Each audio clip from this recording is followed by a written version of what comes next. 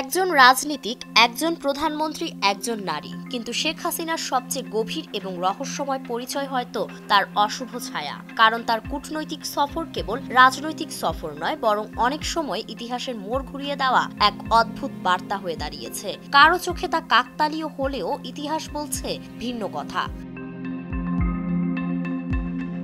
গত বছরের 5ই আগস্ট বাংলাদেশে উত্তাল ছাত্র আন্দোলনের মধ্যেই পদত্যাগ করেন সাবেক প্রধানমন্ত্রী শেখ হাসিনা। আশ্রয় নেন দিল্লিতে। সে সময় অনেকে এটাকে কূটনৈতিক রণকৌশল বলেছিলেন, কিন্তু হাসিনা দিল্লি যাবার পর থেকেই মোদী প্রশাসনের সামনে একে একে আসতে থাকে বড় বড় রাজনৈতিক চ্যালেঞ্জ।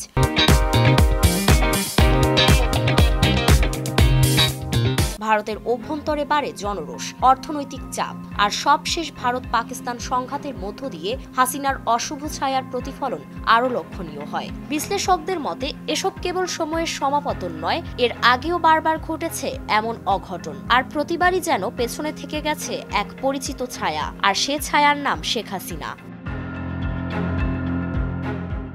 ভারতের সাবেক প্রধানমন্ত্রী ডক্টর মনমোহন সিং, যিনি ভারত বাংলাদেশ সম্পর্কে মজবুত ভিত করেছিলেন, শেখ হাসিনার সঙ্গে আলোচনার পরপরই তিনি অসুস্থ হয়ে পড়েছিলেন এবং পৃথিবীর মায়া কাটিয়ে চলে যান না ফেরার দেশে। বিষয়টি তখন অনেকেই দৃষ্টির আড়ালে ফেললেও আজ সেই স্মৃতিও ফিরে এসেছে আলোচনার কেন্দ্রে। তবে শুধু ভারতের প্রধানমন্ত্রী নন, যুক্তরাজ্যের প্রধানমন্ত্রী বরিস জনসন ঢাকায় শেখ হাসিনার সঙ্গে এক ঘনিষ্ঠ সৌজন্য সাক্ষাৎ শেষে ফিরেই পড়েন দলীয় কোন্দল, মন্ত্রিসভার বিদ্রোহ, জনপ্রিয়তার ধসের মুখে। প্রধানমন্ত্রীত্বের আসন ছেড়ে দিতে হয় তাকে। তার স্থলাভিষিক্ত হওয়া ঋষি সুনকও শেখ হাসিনার শুভেচ্ছা বিনিময়ের পর দেশজুড়ে রাজনৈতিক অস্থিরতার মাঝে পড়ে হারিয়ে ফেলেন নিজের পথ।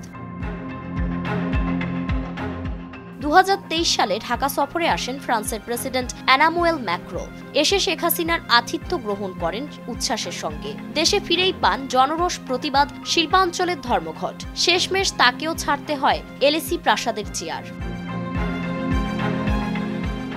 তাছাড়া কানাডার প্রধানমন্ত্রী জাস্টিন ট্রুডো, যিনি একাধিকবার শেখ হাসিনার সঙ্গে কূটনৈতিক বৈঠকে বসেছেন, হাসিনার সঙ্গে সাক্ষাতের পরই তার জনপ্রিয়তা হঠাৎ করে চলে যায় তলানিতে।